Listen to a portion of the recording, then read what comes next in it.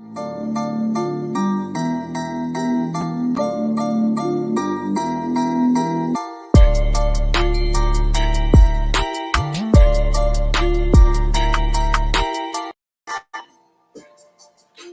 welcome to the 2-Minute Warning. I'm your host, Perry Busby. The 2-Minute Warning is brought to you by the Westside Gazette, South Florida, one of South Florida's oldest African-American owned newspapers. And my co-host tonight is the publisher of the Westside Gazette, Mr. Bobby Henry. Bobby, how you doing, my brother?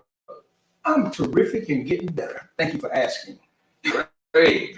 I really enjoyed the show last week, Perry. I really did enjoy it. Even though I know, or I'm expected to understand that everybody don't always agree with what we do, but we do offer the opportunity for those who perhaps have a difference of opinion to come on the show and join us in conversation. So I had to throw that in first, that was on my mind. I was kind of shook up. I don't mind getting jabbed, but I got to see it coming. But anyway, we had a great show last week. The school board thought chairman, it was fruitful. I do too, man. I thought it was great. The school board chairman, Mr. Torrey Austin, came on, and it won't be the last time. And I know there were some feelings, some different feelings, and you posed a great question. You pitched the softball in there, which was real good. It was good. Right. So we expect to have him back on. Yeah. And have a conversation. Yeah.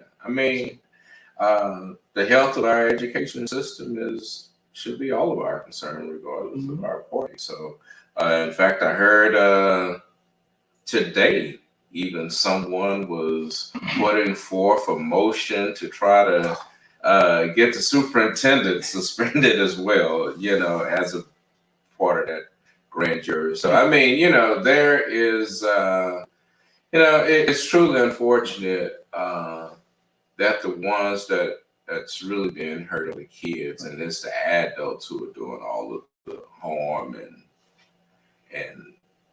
causing all the disarray. And you said that, excuse me, that article alluded to getting rid of, or perhaps the school superintendent, Ms. Vicki Cartwright, should resign or taken out of office. Now, I have my feelings and my research and my thoughts, and there are things that need to happen. But when there's a source that's doing it, that has an ulterior motive, and it doesn't bode well for us, I have a serious problem with that. Right. And so because this governor of ours seems to be doing what he wants to do, when he wants to do it, and how he wants to do it.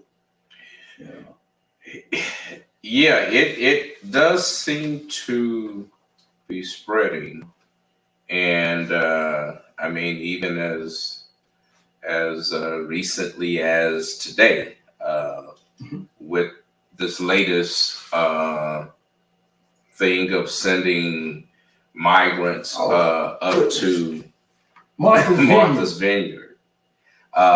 And as they have been finding out from the migrants, were being told that they were being taken there under the guise that they were going to find jobs. It's the strangest thing. If you ever been to Martha's Vineyard, it's a quite unique place. You have to catch a ferry to get over there. There are no McDonald's there. It's a self-contained environment, and it's sort of an exclusive environment, if that's such a thing. Right. So when you're talking about you sending some migrants that we got to pay for our tax dollars for them to go to for a political stunt. For a political stunt, while the governor of Texas shipped migrants to the front door of the vice president's. Do like the sister did in Chicago.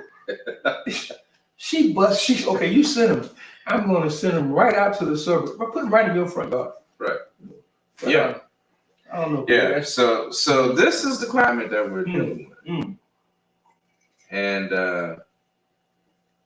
so we I thought tonight, we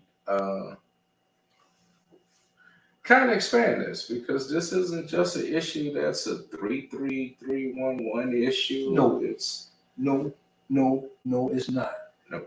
Now you and I talked earlier, but the show says tonight, when you look at that flyer and you take off, you look at the state of Florida and you get down to where we are, and it's a yellow mark on the flyer, but it's also the crossing out. There you go. And you see Coward, Broward. I remember coaching football, man, when we used to go to Dade County, they used to call us the Cowards of Broward. Wow. Come on now. Perry, you came up with this now. Don't be trying to, wow. Come on, man, bring it on. No, I'm saying about the story when you said when y'all play football, you call y'all the Cowards of Broward. Yeah, but we kicked tail, I understand. through Dade County, but that's another. But what has happened now, Perry, is that where is, I don't want to just say men, but where is the power that exudes, I'm capable of doing this, where is that? Why do I have to cow down and be sucker punched?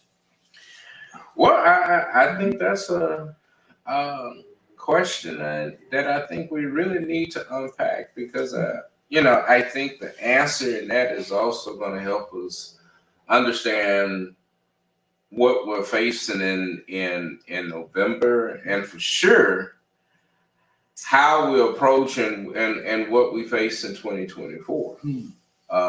Because we have a relentless enemy. Okay. That won't stop at anything. So I think our strategy, we have to at least talk about if we do have a strategy first.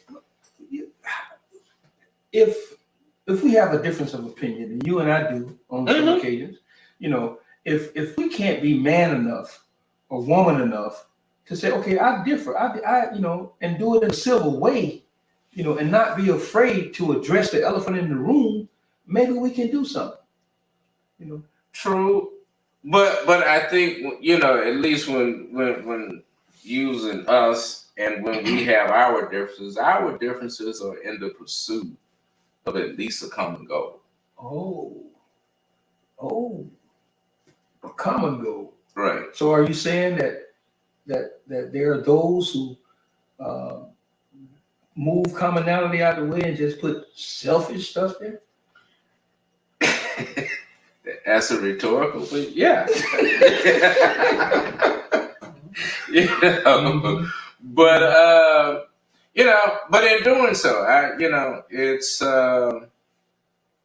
as we become mature in this process to try to regain our footing around democracy, this thing we call this test. Democracy is a test. And you and I talked about that whole idea that the idea of democracy is almost an oxymoron because for one, you're telling people who have been told all their life what to do from the moment they were born that now they have a choice. And it seems as though some people would say, well, no, I don't want a choice. You've been telling me, so I'd rather have a...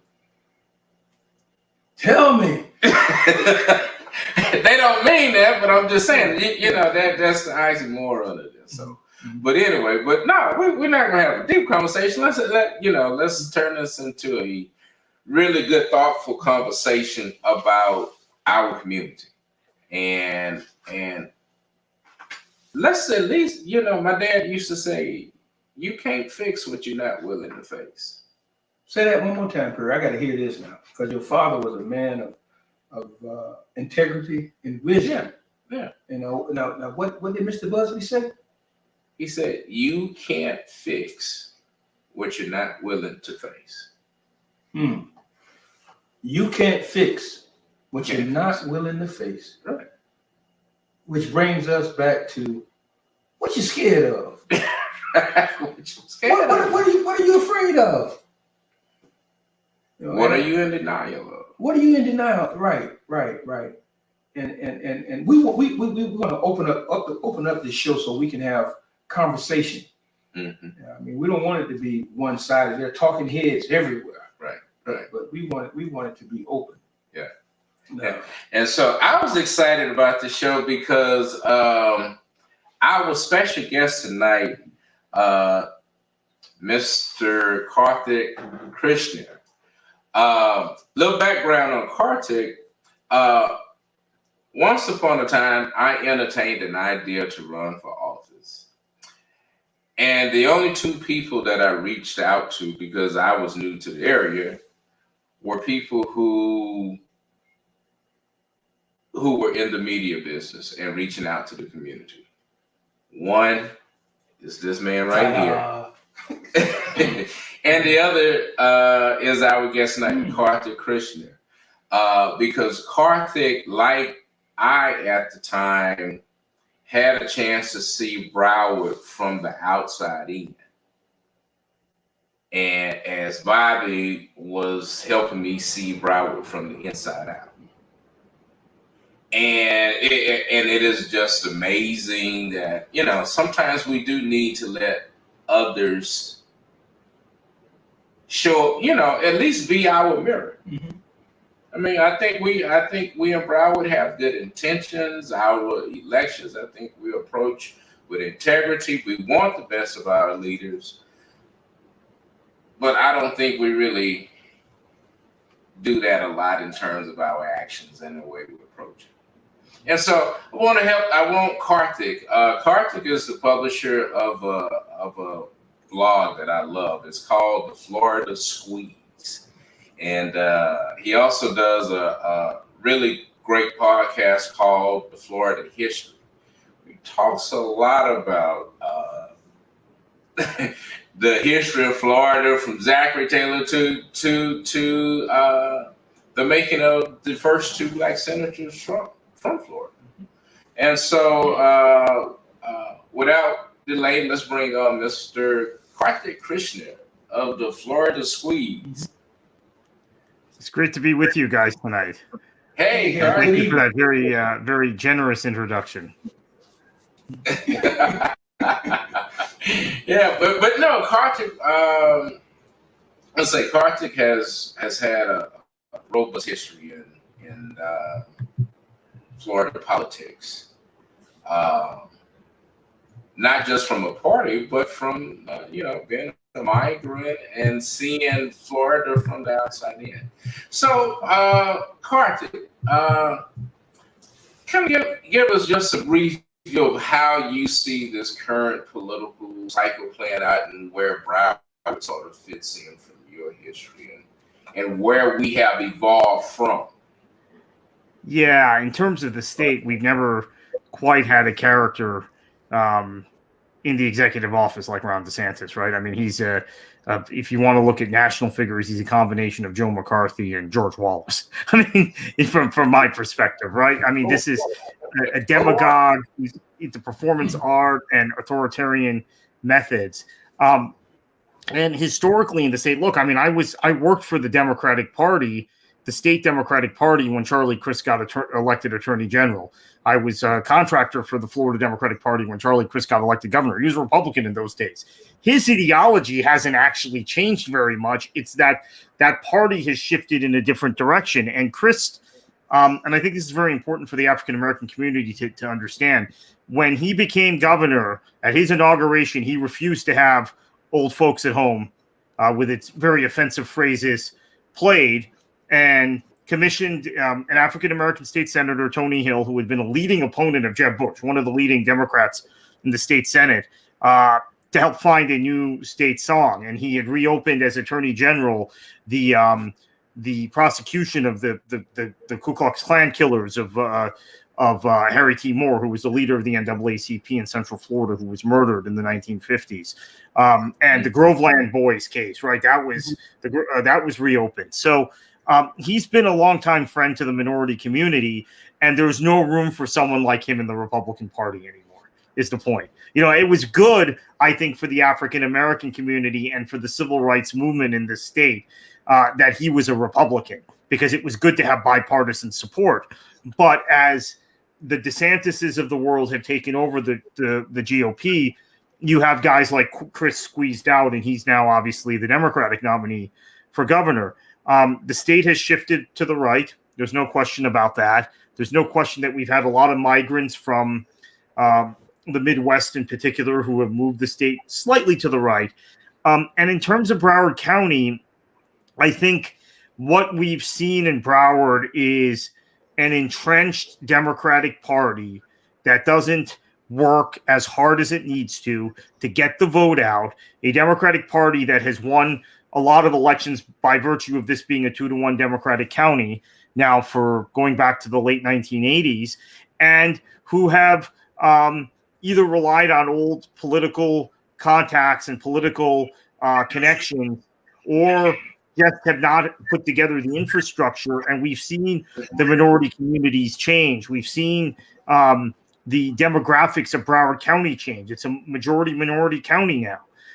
It's a county that you have a lot of demographic change in individual municipalities and individual communities, and that hasn't really been reflected in the way the Democratic Party has approached the county. Now, on the flip side, the Republicans, if they were the same Republicans of the Charlie Crist vintage of some of the people we've had in this county before George Lemieux was the county chairman at one point of the Broward REC, they might have a better shot, but they've gone so extreme now and so performative that I think for Democrats, this is the key county. And the thing I'm focused on this cycle, outside of the activities you talked about with the Florida squeeze, is voter protection and protecting the ballot and ballot access, because we now have the biggest assault on voting rights since the Voting Rights Act of 1965. In this state, we have a governor who is making every effort to intimidate minority voters, to kind of soft disenfranchise. They're not formally disenfranchising anyone, but the voter intimidation and the rules and the and the tone is set to where it's not Jim Crow. I don't want to use that kind of hyperbole, but it's in that direction. It could be Jim Crow if this guy gets another term. Yeah. I mean, come on now. Let's call it for what it is. If it walk like a duck, quack like a duck, then it's a duck. Yep. And let's put it out there, Kartik. You've been around. You talked about Charlie and where he came from. He got away from the chain gang Charlie to doing what he does, and he has been how should I say pro diversity, if you will. Yeah. So, but we'll call it what it is. This governor that we have now, he means us no good. Period. Yeah. So, well, I mean, and you recently wrote about it in terms of the professional workforce here in Florida. Yeah. You care to elaborate on that in terms of how DeSantis leadership is now depleting the professional labor force? Yeah, so you have a lot of professional people, young people, including young white professionals, but it's largely people of color, right? That are saying, I'd rather take my chances in New York or California or wherever, even in Texas and Georgia, believe it or not, which are not exactly progressive states, right, for civil rights, than in Florida, because of the tone set by the governor, because he's also turning away the sorts of employers, calling them woke corporations and really race baiting. Effectively any corporation that has an HR department that teaches racial sensitivity or gender neutral, gender sensitivity. It has a sexual harassment policy in place. These sorts of things he is calling woke and trying and ostracizing to the point that they don't want to set up shop in the state. They don't want to provide jobs. And I contrast this again with Crist, who at the time was a Republican, but wanted to bring good professional jobs. He wanted to build a high-speed rail line that would employ engineers. We know he kept the voting. He was very, very eager to enfranchise more voters. And one of the things that turned the Republican Party against Charlie Crist, let's not forget, was when President Obama was running the first time in 2008, and Governor Crist as a Republican, because there were these long lines in African-American communities to vote. Historic election, first African-American major party nominee. Charlie Crist, by executive order, kept the polling places open till 9 p.m. Eastern so that every African-American could cast that historic vote for Barack Obama, even though he was a Republican. Right? I mean, even though Crist was a Republican. The Republicans never forgave him for that. And maybe you're right. When you think in hindsight, that was who they are as a party, right? And now they've got in DeSantis, a guy, they're now out of the closet. It was always the racism, the race baiting was always very subtle. And maybe it was there all along. And some people like me were naive and said, okay, that party's turned a corner. It's no longer the Southern strategy of the Nixon years. Now they're trying to win African-American votes. Now they're trying to win people of color over. But with DeSantis, it's out in the open like George Wallace. The rhetoric is very similar to George Wallace. Don't kid yourself. And unlike George Wallace, this guy has a major national political party behind him. He's very, very dangerous. Yeah. When I see commercials on TV, and it's his commercial, but I see people of color that say, you got our back. Yeah, and I don't want to just beat up on the governor, but I want to beat up on cowards. I want to beat up on people who don't want to tell the truth, who would rather run and hide and not address the elephant in the room. And that elephant in the room is straight out racism. I can't put it any other way, Perry. And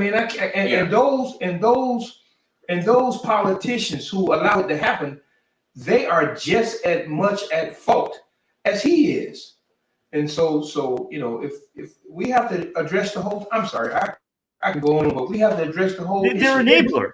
They're very, very clearly enablers, right? They are people who had been. So this is the other thing. There was always this moderate wing of the Republican Party that was concerned about the party, and I would include kind of the Bushes in this, even though I wasn't a fan of Jeb Bush's policies. He wanted to win African American votes. He wanted to win Latino votes. He wanted to make the Republican Party more acceptable to communities of color and to minority communities. Now you've got elected officials in the Republican Party who are enablers of DeSantis. I mean, it was DeSantis's birthday the other day. If you looked on Twitter, it was like what you would expect in North Korea, with all the Republican elected officials wishing happy birthday to dear leader. I mean, it was really pathetic to see. Okay, Kartik. We got her, and Miss Wimberly. Okay, your question is, and to those viewers who have chimed in, your question. You asked, didn't Crist accept federal money against the Republicans' anti-Obama strategy? Mm-hmm. That is correct. Yeah. So he took stimulus money from the Obama administration. Obama comes to Florida less than a month after he took office, right? I think February of 2009. The economy is hurting here. Crist is a Republican. Obama's a Democrat. He gets off the tarmac, gets off the plane. President Obama off of Air Force One. Governor Crist gives him a hug. And he accepts the federal stimulus money, which other Republican governors were turning down. And we know Rick Scott then turned it down, and DeSantis is prevaricated about stuff like that too. So yeah, absolutely. That was probably the trigger, or the second trigger after him keeping the polling places open. He took Obama's stimulus money. He gave Obama a hug. You still hear about it from Republicans. Oh, the optics of him giving Obama a hug. Well, he was looking to help his state, and Obama was the president. That's the way he viewed it. Well, and we also forget that that after Chris left office, one of the major transportation arteries for Florida also died in the high speed rail. Yep. And it has yet to get back on. This whole South Florida rail project has stumbled, and with infrastructure dollars still available, Florida still struggles when it comes to having at least some sort of high-speed rail, not just from Florida to New York, but just within the interstate. Yeah, so Chris was a fan of that project. President Obama was funding the project through the stimulus money and through the budget reconciliation bill. Rick Scott then turned down the money. Not only did that hold back our infrastructure and economic growth, it also denied us good jobs, good engineering jobs, the companies that would relocate because of the ease of transport within the state. So there are consequences for all these things. And now you have DeSantis, as I said, attacking corporations, calling them woke, really being anti-corporate. It's pretty funny because DeSantis talks about communism and socialism all the time as being the enemy, yet he's got this state-centric view of the economy, where if corporations or companies have different want to regulate their workforce in a different way, heaven forbid they want to teach about racial sensitivity, heaven forbid they want to teach about the history of this country, the real history of this country, then he doesn't want them in Florida. So he's turning away good jobs. Yes. You wrote a piece, excuse me. You wrote a piece about that whole turnpike. The turnpike. Yeah. I guess you already said. No, I didn't. We were talking about the toll. Yeah. The toll road. The toll road stuff. Give us a little understanding of from your position about that. Yeah, so I do think we have too many toll roads in Florida, and I think we're in a position where we need to have more, and this is why you want high-speed rail, right? That's more accessible to the community. It's more efficient. It's better for the environment. All kinds of reasons. But we do have toll roads in Florida, and we fund, because we don't have a state income tax, we fund road building through toll dollars. Road building that benefits urban areas. So I think maybe that's part of it, because you have a situation where those don't necessarily benefit the rural areas and DeSantis's base. So he's got this very interesting idea of a toll rebate, like a frequent driver program on toll roads that would actually kind of lower the coffers for spending on road projects in urban areas over the course of the next 6 to 9 months. This toll rebate program would be in place. Similarly, he's got this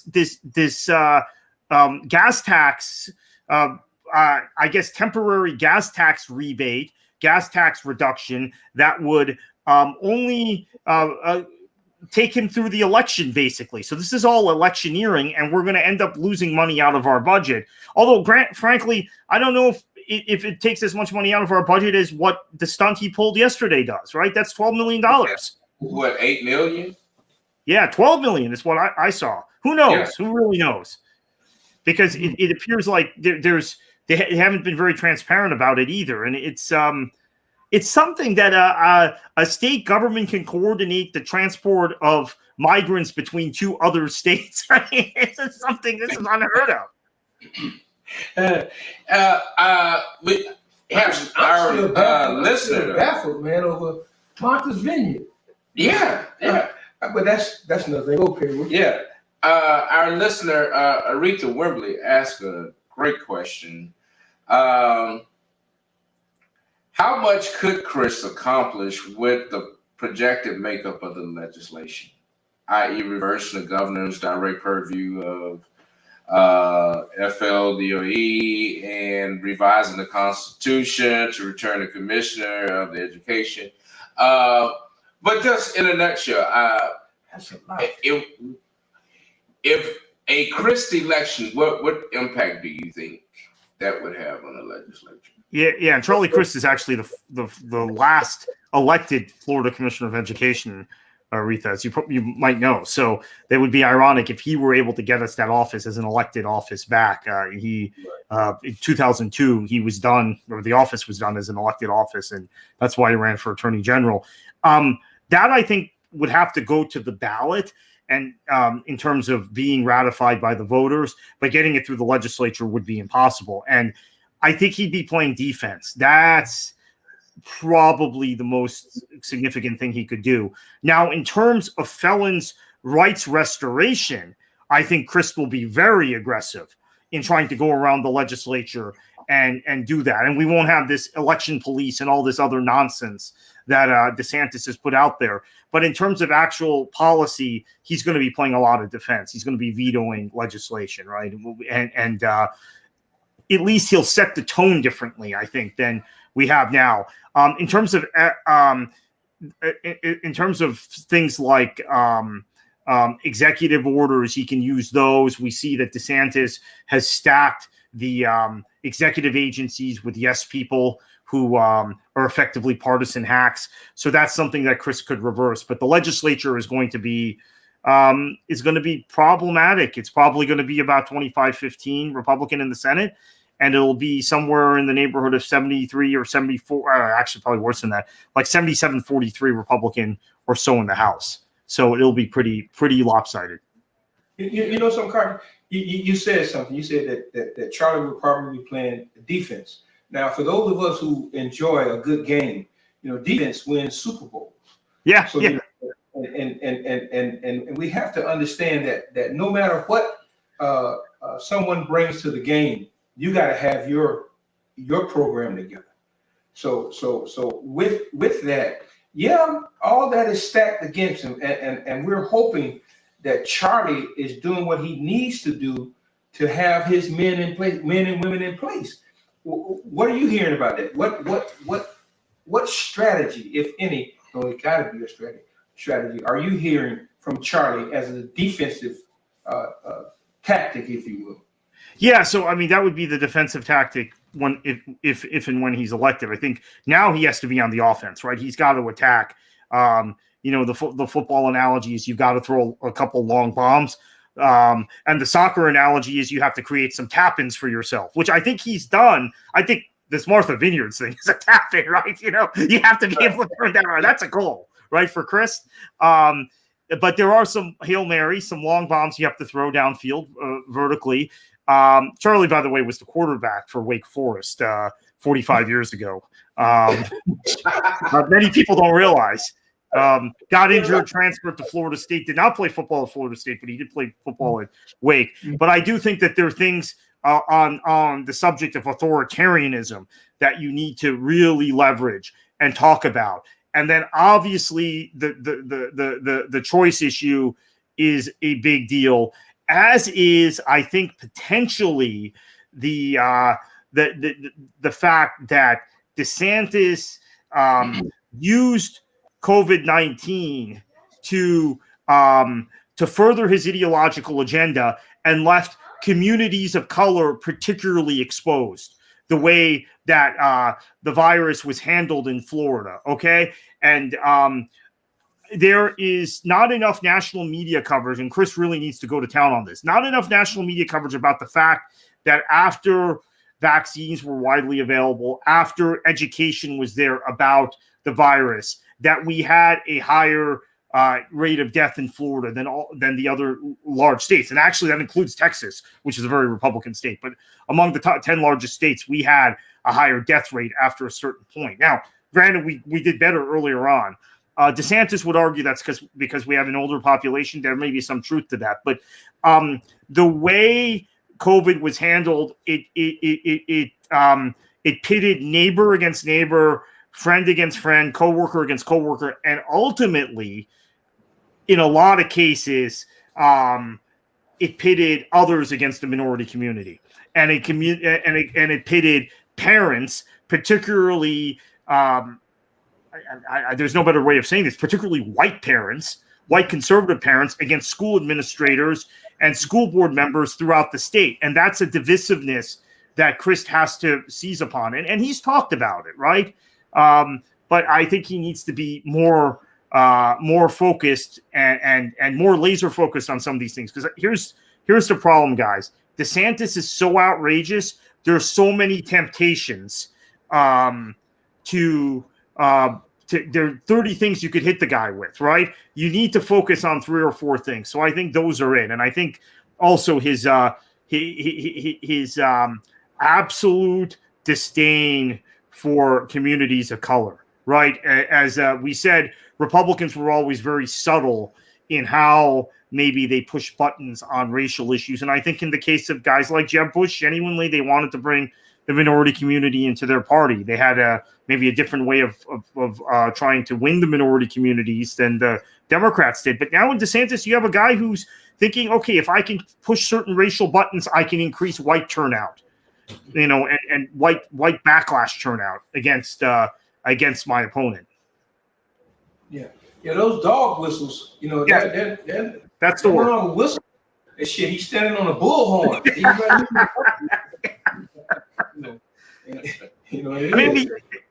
He does it every. Hearing that, what I guess my question is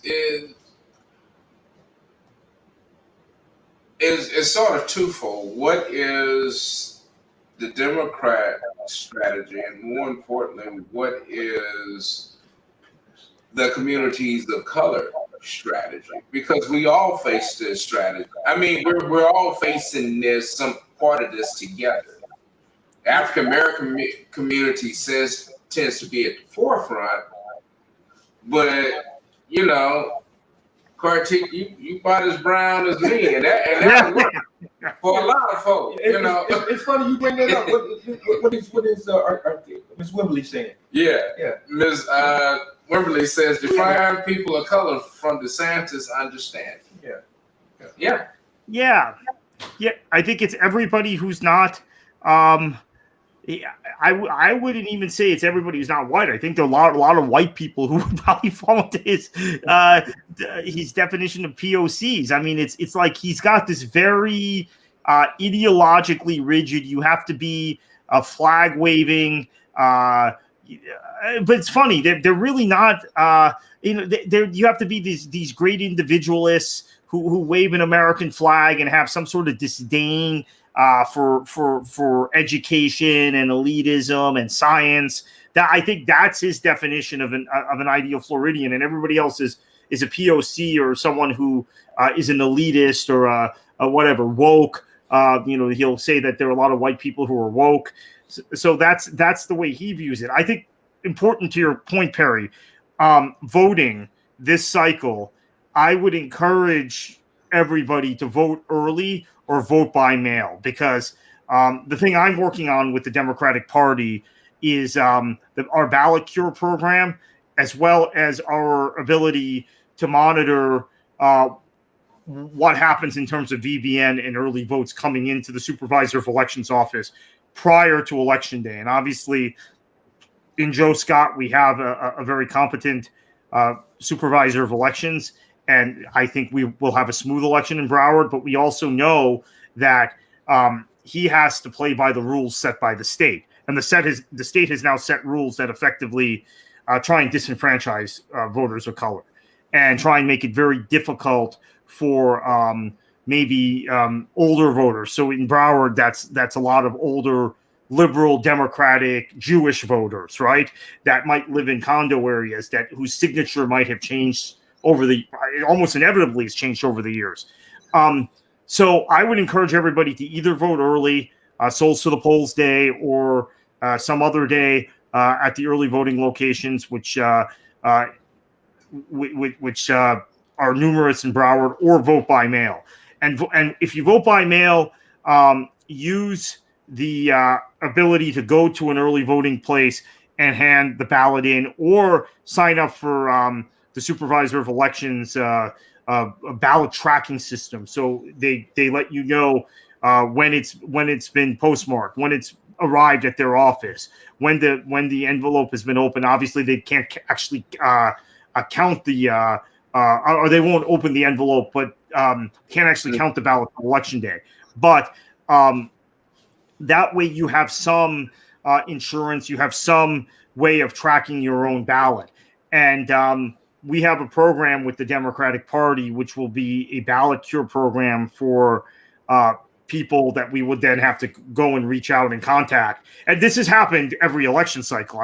This isn't something new, but it's going to be more aggressive this cycle because of the fear that we're going to have to do more, because there are going to be more people disenfranchised, particularly in the African American community, that are going to need to have, and in the Caribbean American community, that are going to need to have their ballot cured, so to speak, because there's a signature that's wrong, or there's some other issue with the ballot that's been flagged.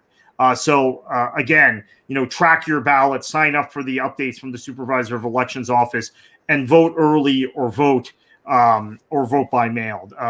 If you leave it to election day, there's still some safeguards, but it's probably a little harder to remedy it if you vote election day and there's some sort of problem. Listen to everything that you're saying. This is all kind of tech savvy, but we still got those voters who perhaps, and we are missing voters who don't necessarily understand the ballot tracking as Miss Latricia Graves does. One of our viewers, she says that she knows when hers is mailed. Yeah. So how do we get to? And again, Ms. Wimberly, you might as well come on the show and join us.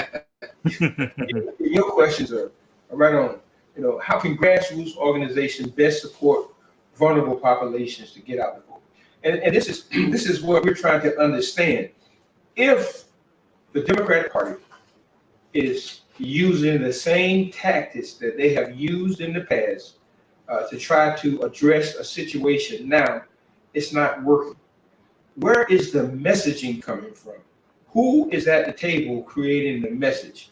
And the question that Ms. Wimberly asked, could you address that for us, a tip to? Yeah. So in terms of the messaging has to get better, right? It's been all over the map. Again, they try and do 10, 15, 20 things when they should be trying to do 3 or 4. One of my major criticisms of the Florida Democrats this cycle has been that they stick, and I know part of it is reacting to DeSantis, right? Because he's so outrageous and he does so many outrageous things. I mean, we used to think Rick Scott and Jeb Bush were crazy. They give us something to exploit once a month. I mean, this guy gives you like 3 or 4 things a day. But because of that, they're not on message ever, right? They're always reacting to the next outrageous thing DeSantis does. And they'll do something for a day or two. They'll react to, for example, one example was this Russia divestment thing. The state of Florida is refusing to divest from Russia. Probably because let's face it, there's some synergy there between certain Republicans, maybe including DeSantis, and the Putin regime. But the Democrats hit on it for 3 days and then moved on, because then DeSantis did something else outrageous. And even on the issue of when Jeanette Nunez, the lieutenant governor, said, okay, well, we're going to ship Cuban migrants who are actually, I don't agree with necessarily with the immigration policy where if you're a political refugee from Cuba, you get into the country. If you're an economic refugee from Haiti, many are really political refugees, you don't get into the country automatically. But whatever the case, she made the comment, we're going to send some of these people to Delaware. Why Delaware? Because that's where Joe Biden's from, right? The Democrats, they hit on it for 2 days and then they moved on. So you're not really making DeSantis pay for some of these things. Now, this thing with Martha's Vineyard is so outrageous and it's gotten so much national attention. I think they'll probably stick with this one for a while, maybe through the election. But some of those other things we talked about, the COVID thing, the Jim Crow element, the fact that DeSantis is pitting, is creating an environment like George Wallace created in Alabama. Those sorts of things they'll stick on for a couple of days and then they'll move on. And they need to be more disciplined in that. And then in terms of her question, throw it up there for a minute again. Oh, yeah. So, Aretha, this is this is something that a lot of the grassroots organizations, C4 organizations, and advocacy groups are working on. They are doing rides to the polls. They're also doing so this is kind of dicier this time, because you used to be able to facilitate a situation where you could help get somebody a vote by mail or an absentee ballot. Now, because of, again, the DeSantis agenda about quote election integrity, right, based on Donald Trump's big lie, if an organization does that, particularly a left-leaning organization, an advocacy group that works in the minority communities, then you have a situation where that the state's going to come after that organization. But there are still organizers who are canvassing, particularly in the minority communities. And I think it's almost exclusively in the minority communities at this point. So if you're in kind of a majority white suburban community, I'm sorry, you're probably not going to get the canvasser this cycle. That's just the way it is. But canvassing minority communities to see who needs help, who might need a ride to the polls, who might need to be part of Souls to the Polls, and get them organized with their local pastors for that. And then also who might need to vote by mail. And there's also voter registration efforts going on right now. Obviously, that deadline is October 9th. So, October 7th. So it's just going to be the next few weeks, but there's some canvassing on the ground.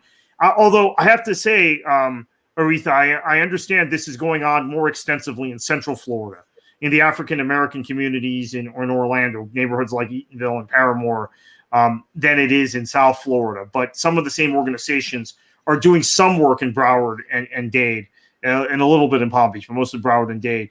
But it's not quite as aggressive down here as it is in Central Florida. I want to go back to something that you've been talking about, because I was just about to ask you about the canvassers within some of these at-risk communities, because I know I'm involved in activities after the polls close, and I'm usually there maybe sometimes at a few places, maybe 15 minutes after the polls close, and those buildings are shut tight. They're gone. Yeah. Saying that, I've often said, we are fully engaged in this, and I say game with quotes, this game of voting, but we really don't know the rules of the game. And so if you're telling me that we won't have canvassers in these locations, I do know that we do have precinct captains and all of these others. Yeah. So what role do they play in helping to make sure that we get a canvasser? Because those are critical positions that are also voted on that most people don't understand. Your precinct captain is a position you vote on, and it's so far down the ballot that you don't even know it and you don't even pay attention to it. But the person who's in charge of your precinct, you get to vote. And these are critical positions. So why is it that in the Black communities we do not have these canvassers when we're talking about? Yeah. So actually, what I was saying is that there are more canvassers and more on the ground operations, just because the infrastructure is built better among those outside organizations in Central Florida than there is in South Florida. But the places in South Florida we are getting canvassers are the minority communities. So what I was saying is, if you're in a majority white suburban area, like I am in, like I live in Coral Springs, you're not going to get canvassers, unfortunately. Now, that you hit the nail on the head, though, Perry. That is actually the job of that precinct captain who you vote on. If you're a Democrat, you vote in the Democratic primary for your precinct captain. It's on the ballot. When I was a precinct captain, I was on the ballot. And I got elected. I got a certificate from Brenda Snipes, like every other elected official did, that I had been elected to this position in the Democratic Party. The Republicans have the same thing. It is the job of those precinct captains to organize their precinct, to find canvassers, to find volunteers, and to do this a year and a half out, 18 months out, and build towards the election.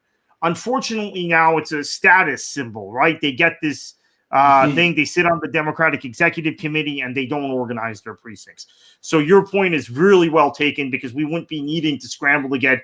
And again, when I say we're getting these canvassers, we're getting canvassers from advocacy organizations, from groups that have been funded by Michael Bloomberg and George Soros, the usual suspects, to canvass the minority communities in Florida and organize the minority communities, because they haven't been organized by the party. So that's the point, right? If this were being done right, and those people elected as your precinct captains were doing their job, we wouldn't need all of this. We would be turnkey, right? And everybody would have been had their door knocked on by this point in the election cycle, if that were being done properly.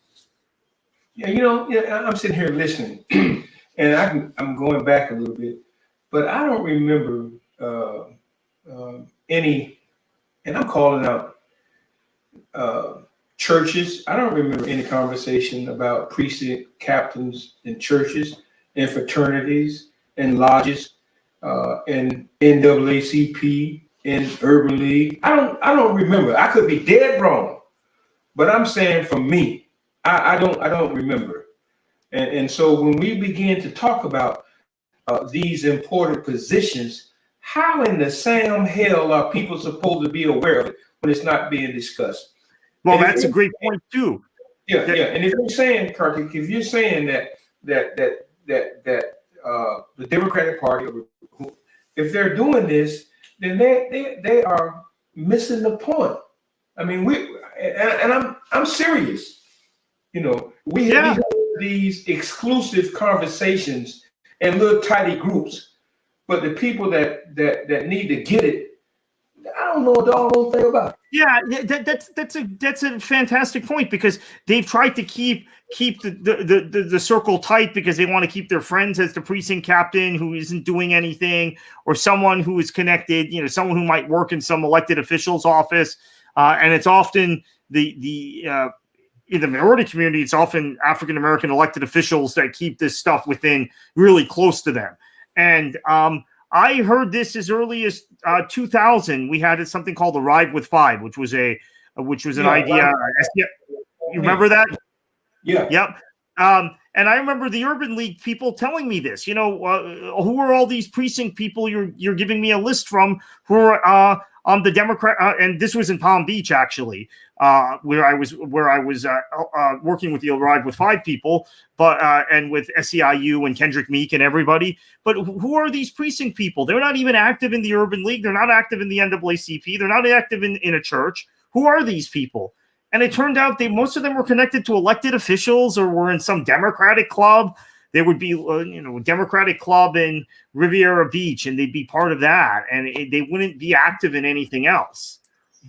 And and again, this show was intended to get people to speak up. I mean, there's no need to be, cowardice. There's no need to bow down. Stand up. And we do this better if there's somebody next to us can encourage us. And Kartik, let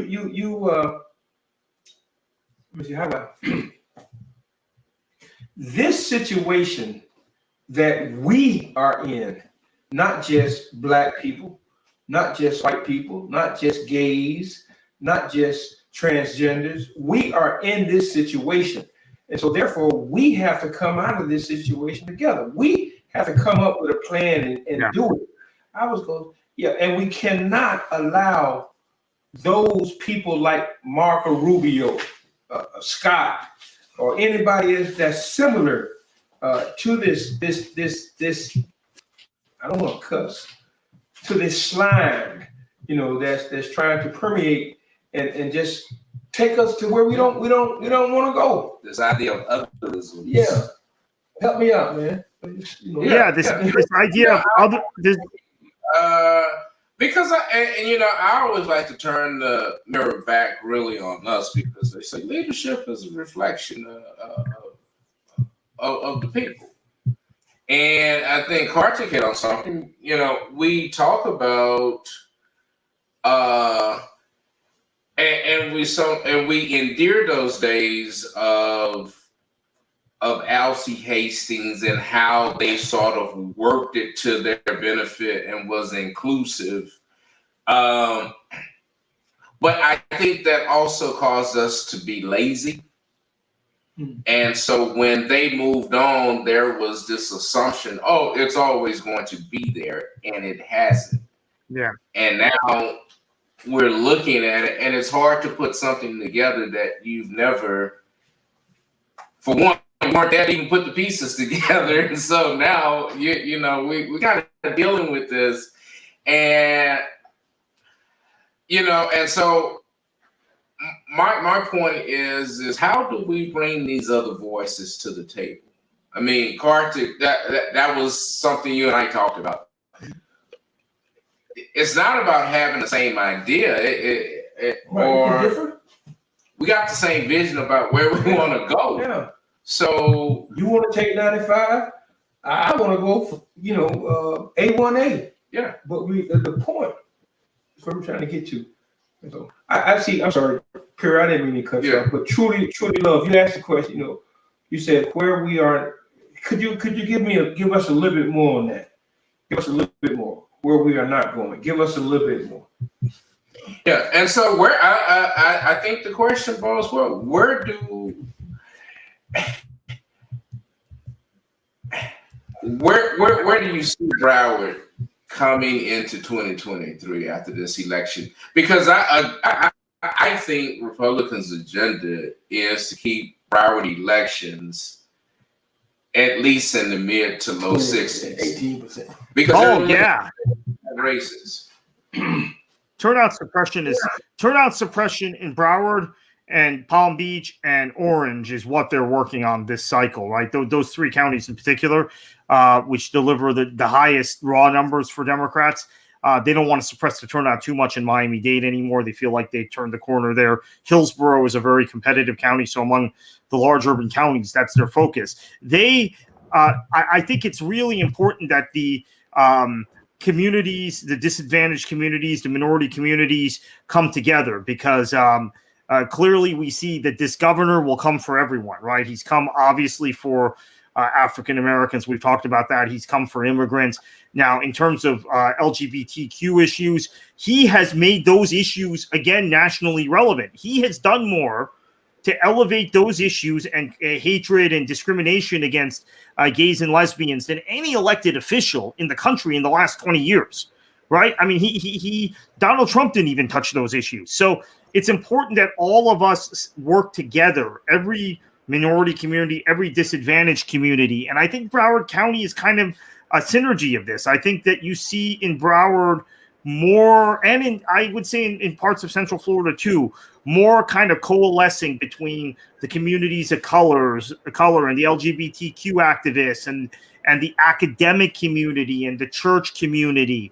And you're seeing this synergy. But I guess this goes back to what you were saying, Perry. There's this fear of the other that DeSantis has created. So everybody who is in that bin of being the other needs to work together and stick together. And then as we get to 2023, irrespective of what happens, DeSantis gets reelected. Let's just assume that Chris loses, and let's assume Demings loses. Then you have to work together to build. We can't be in our silos anymore, which I think has been the thing that they've been able to use. Divide and conquer. And it's not just divide and conquer, it's divide and suppress turnout. That's really the key, because if Broward turns out at 75% in November, Val Demings has a really good chance of being in the U.S. Senate, and Charlie Crist has a really good chance of being governor. So it's turnout that matters here. Okay. And truly love, you're absolutely right. You're right. I slipped, and we do need to go where we're not going. You're right. We need to get in those cracks and crevices and do that. Now before we go on, it's getting kind of late. I want to And Kartik, thank you, but I want to do this. Ariel, can you bring up our student athlete of the week, please? We want to, here we go. Now, we are about the business of uplifting our youth. So this is Westside Gazette, Broward Student of the Week. And you can read more about this very intelligent, aspiring young man. Check him out. Benny. Ben Joseph. He has his family is entrenched in politics. His aunt, as a matter of fact, is Dottie Joseph, the state representative. Okay. Yeah. Oh. Yeah. So and parents and coaches, if you have a student athlete that you want to highlight, please get in contact with us. And Ari, if you can put up some contact information so they can do it, that would be appreciated. So again, congratulations to you, Ben Joseph. Ben Joseph. Flanagan High School. Yeah. So, okay. Now let's wrap it up, man. Okay. Kartik, you all right, man? I want to have a conversation with you next week on stream. Absolutely. We can do some things. We got to do some things. Absolutely. Yeah. Let's talk about some synergies between everything. Yeah. We got to. Yeah. Because I know one thing, if I can just slide this in, because I think it's important. What was, we talk about it, no one's really, what was the impact of the 2018 outcome, especially with Gillum losing? What impact has that had on Florida politics? Because that whole cycle was sort of a topsy-turvy. Again, we thought Gwen Graham, and they thought Bill Nelson was going to be a shoo-in, and Bill Nelson hadn't run anything. And so it sort of left Florida without any sort of central figure. Where do you see? Yeah, if we don't, and unfortunately,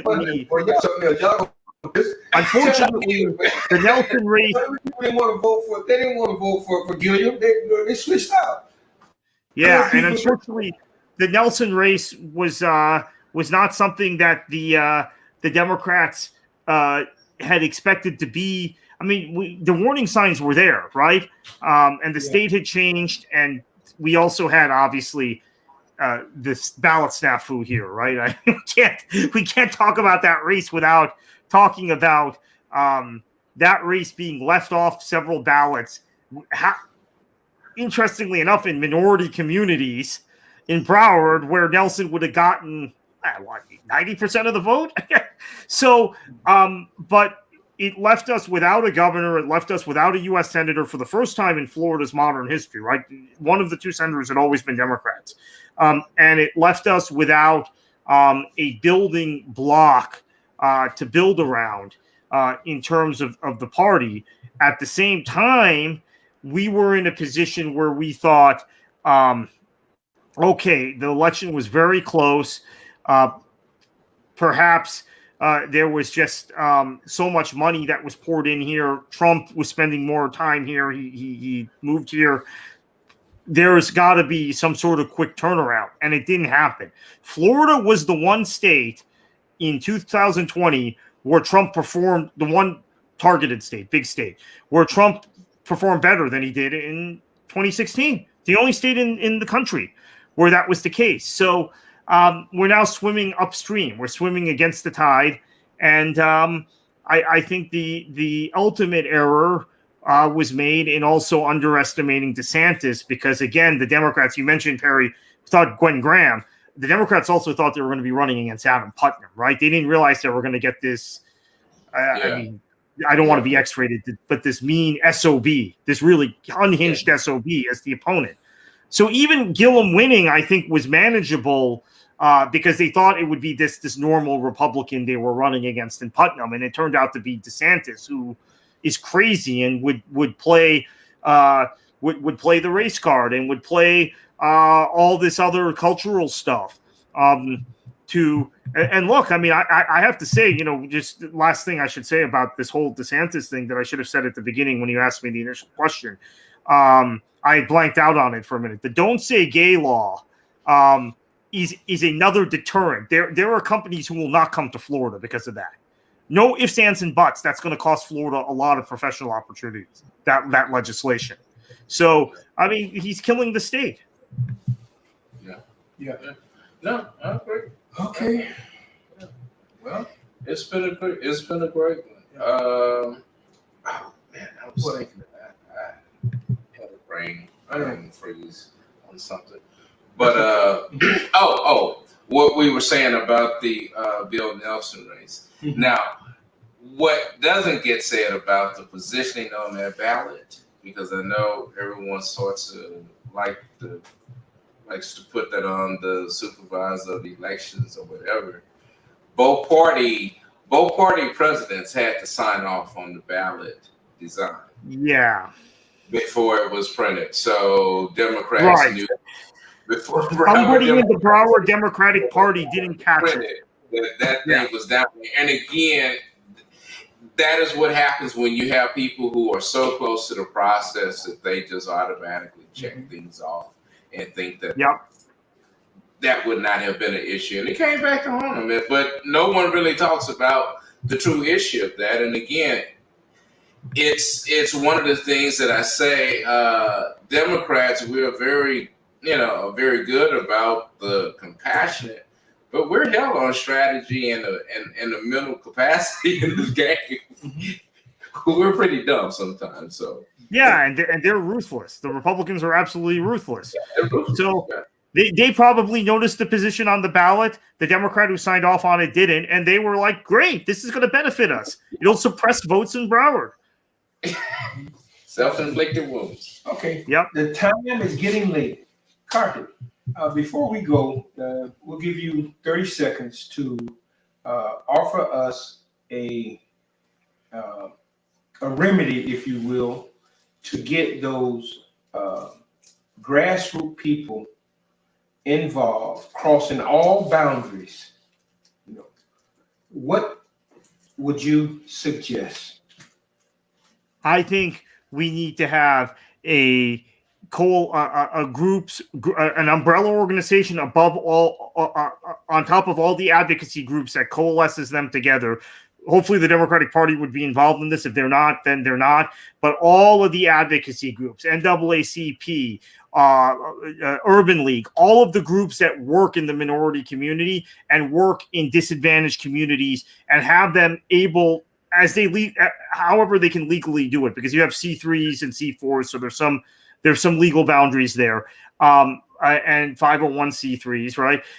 But however they can coordinate and organize strategy together, and there are advocacy groups, as I said, funded by the likes of Michael Bloomberg and Tom Steyer and George Soros and these national figures. As much as they can coordinate together beginning in early 2023 for 2024 is important, because that coordination has not been there in the past.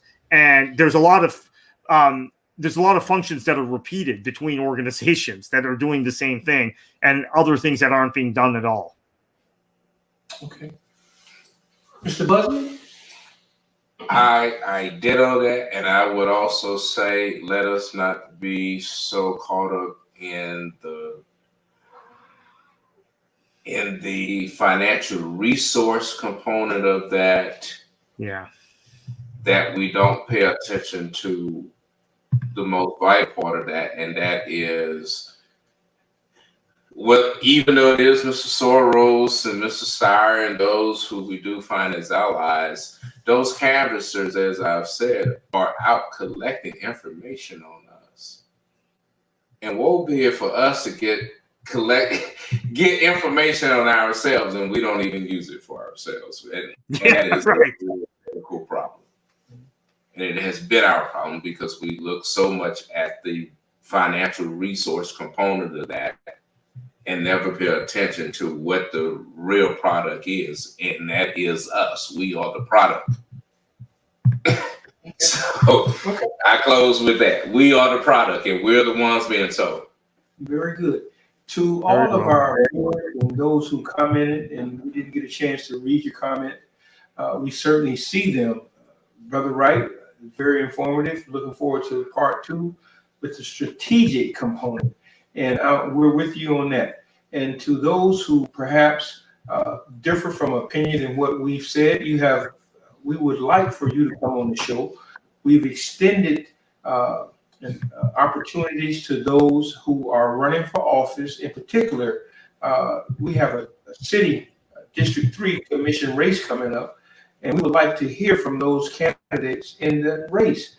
Ms. Nadine Hankerson, Ms. Pam Pittman, Ms. Yvette DeBose, and Ms. Donna Goodrich. We open our show up to you, and we do have a commitment from Senator Chevron Jones to come on October 21st. So we're trying to plan out and make sure that we can get some stuff done. So please, we can't move forward without you. And again, I want to say thank you, and let's not be afraid to tell the truth. If we are being disenfranchised by those who look like us, let's call it out. It is what it is. Defenses win Super Bowls. You can bring your A game, but I tell you, when you step in the ring, you better be ready to throw down. So we thank you so very much.